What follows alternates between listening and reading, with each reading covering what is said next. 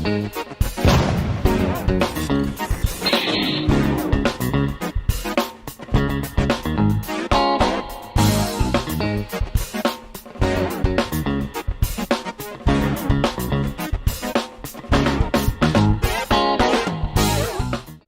everyone, welcome to Nat's Knackers Yard. I'll be Nat, this will be my Knackers Yard.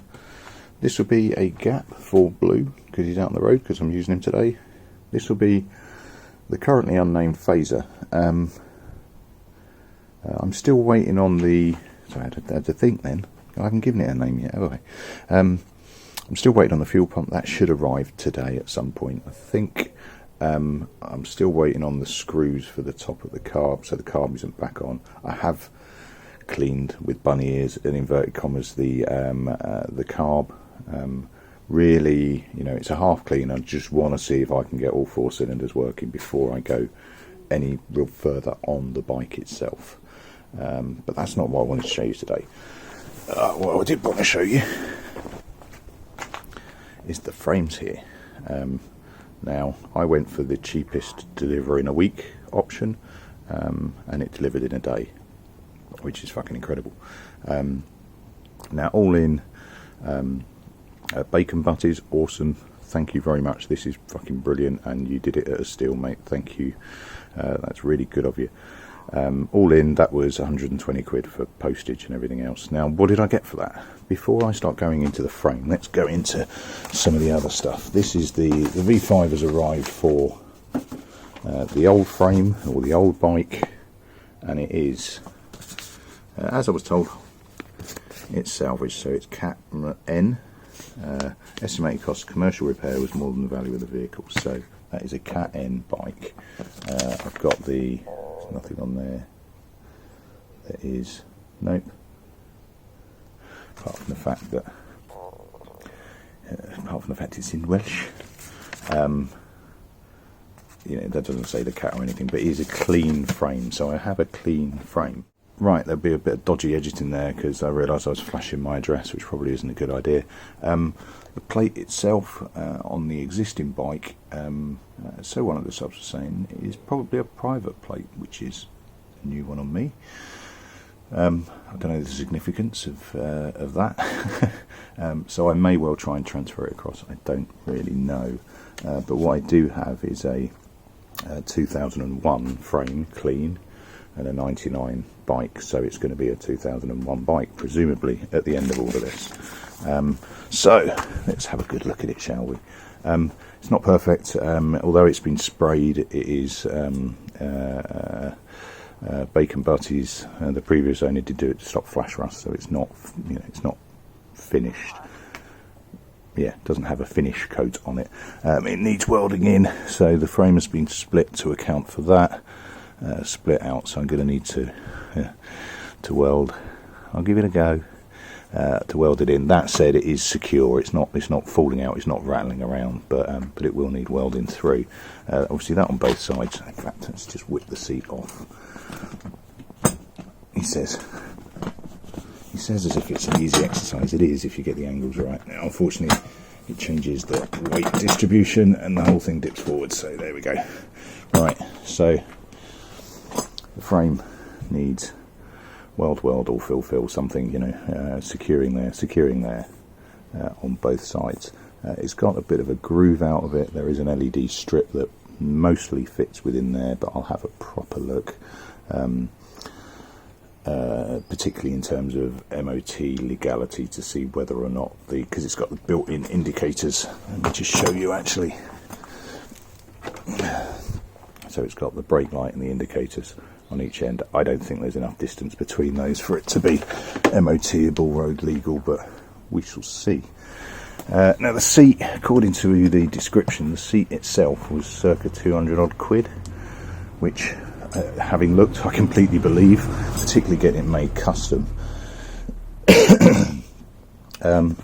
Nicely riveted, better than I could do it. Nice solid frame. Fundamentally, it's considerably better than I could ever do yet, but it's lit through. It's got the securing bar is cut and made, so what it's going to need is, I did to I did to start with think, oh, he's cut that too small, but actually it was just the seat slides down too far forward, so that needs to pull back, get that welded in, and it's nice and secure. It is going to need something on the underside just so that doesn't look quite so obvious, but I can do that, that's fine. It's also going to need some sort of protection of some variety. Now, whether or not that's actually on the bike or whether or not that's a hugger, because this is all just going to get covered in shit otherwise instantly. Yeah, so it's looking good. There's a few rougher points, but it's generally been, you know, nicely sorted, and frankly it's considerably better than the existing one. I mean, this is dirty, but you know, it's got some real issues around the headstock, etc., etc. Nothing bad by any stretch of the imagination, and I will be selling this on afterwards once I've finished, shall we say. So we're all good on that front. I'll do a bit more on that later. My new cap's arrived for the carb. That's on. I've just chucked the abused bolt in at the moment just to hold it in place more than anything else, but I now have a working diaphragm at the top rather than a guffing one. I've put the jets back in. Remember, the pilot jet on 3 was completely blocked. I couldn't be asked to use my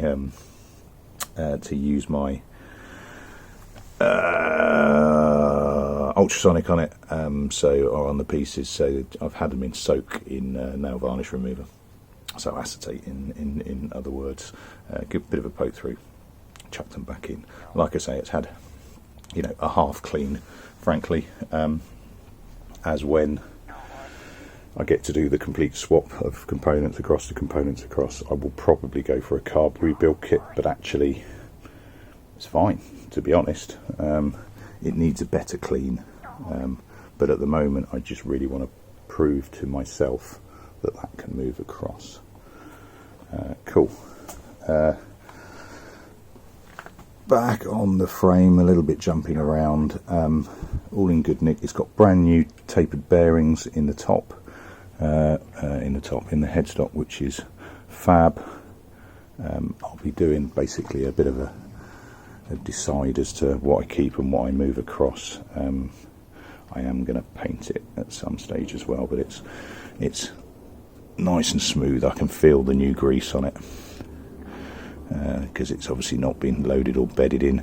Now, as I understand it, Bacon Butty's intent, and looking at a brief look at his channel, and I will have a proper look, mate. I've just been ludicrously busy this week. His intent was to try and make an electric bike, and he's got a lot of electric bike stuff on his channel, and you know, this was sold as an abandoned project, so fine, brilliant, and it's bloody good of him to pass it on, quite so reasonably, actually. Kind of brings me on to Fazer's Complete. They're not worth what I think they should be. They're great bikes. I'm on this is third and a half, I suppose. Brilliant bikes, absolutely fucking love them. But yeah, they don't quite get what they want. But that's how we're looking. That's how the profile's going to look once we get going. And I'm really quite excited. I'm quite enthused about this. It's captured my imagination. The one downer I've got at the moment, and I did mention it on one of the videos. I'm sure you're really going to be able to see when my torch battery is out. That is vinegar at the bottom of there. What I do seem to have is not a big leak. Well, there's quite a lot down there, but not a big leak. But you can see, you know, the stained brown on that corner where it is bleeding through, which is a pisser. But it's not the end of the world. You can see that vinegar is certainly doing its business. I think what I'll do is go for a temporary fix.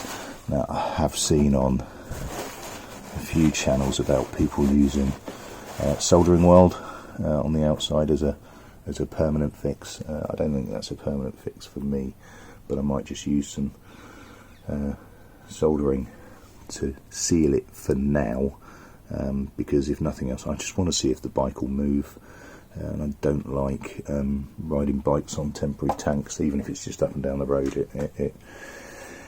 It worries me slightly. Now, I'm not going to say I'd never do it, because I might end up having to do it on this, but we shall see. But I just want to get it, sealed enough so that I can put a bit of fuel in it, hoik it up and down the road, just to make sure that I get gears as much as anything else, and to make sure that everything works to a reasonable degree. You can see there how I discovered that the tank was leaking. I thought it was just water to start with from the water coolant from the coolant pipes that I've got hoiked up there.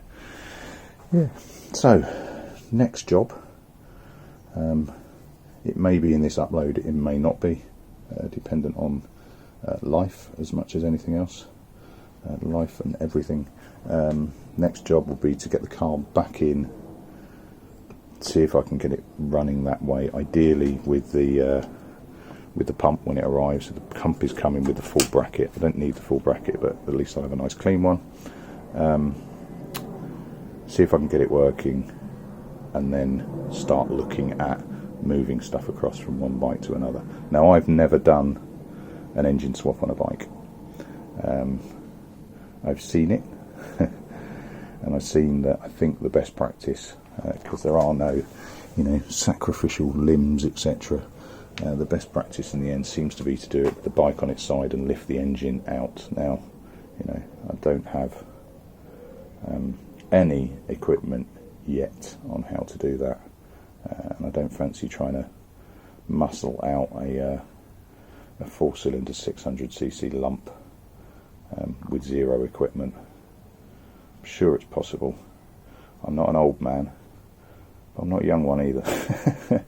So we'll find a way. And it is going to be stripping from one straight across to the other.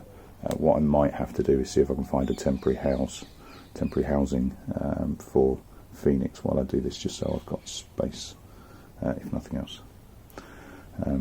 Because obviously even a bike on its side takes twice as much space minimum as a bike stood up.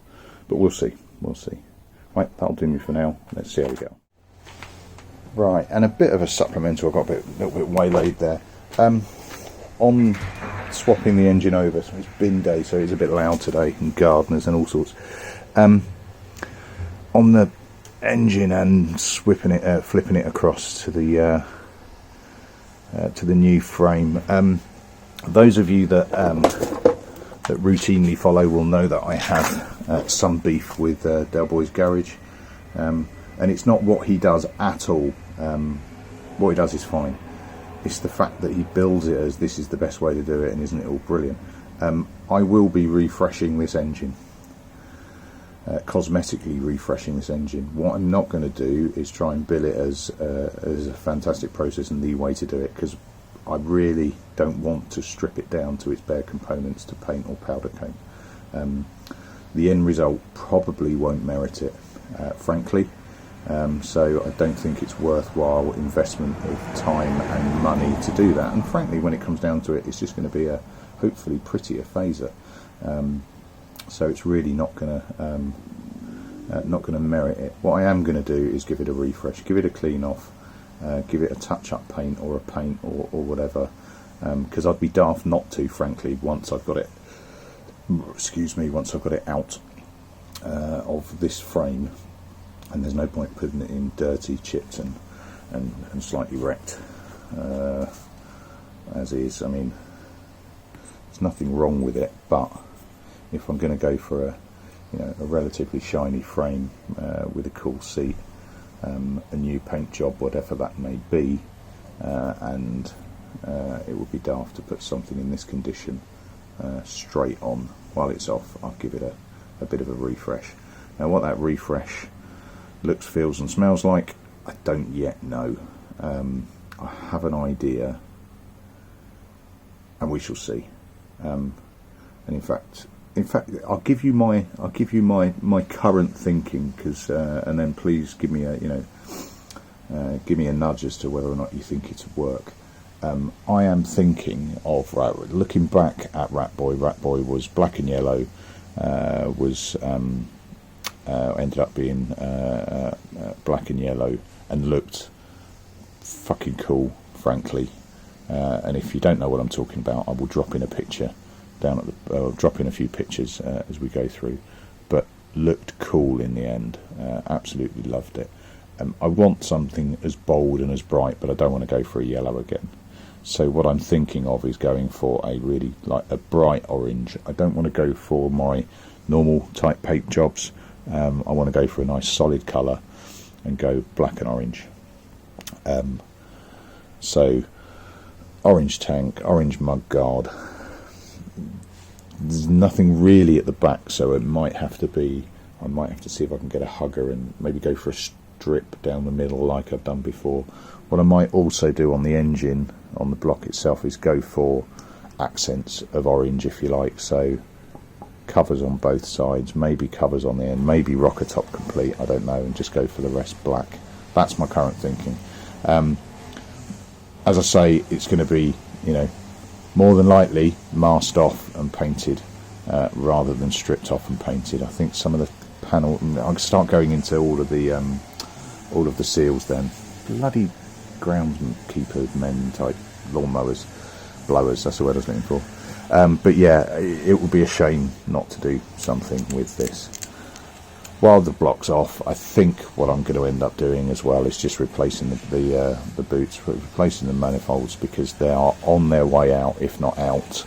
And I think as I go sort of carb on, carb off in Danielson fashion, they're probably going to die anyway. And I think they're relatively inexpensive to replace on this bike. On my Diversion, they were bloody expensive, but actually decent ones are quite cheap.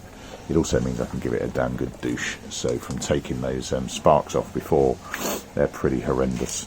And obviously I will replace those. At the moment, as well as being functioning, in inverted commas, spark plugs, their principal purpose is to keep the keck that is currently on the bike out of the engine block.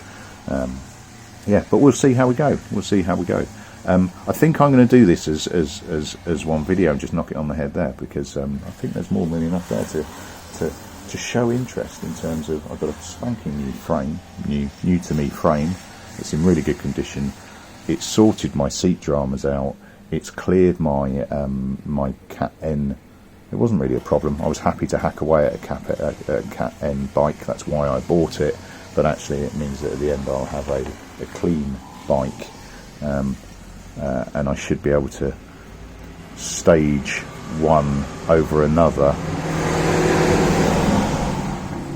in terms of swapping bits of bike from one to another, which I'm actually looking forward to. Don't get me wrong.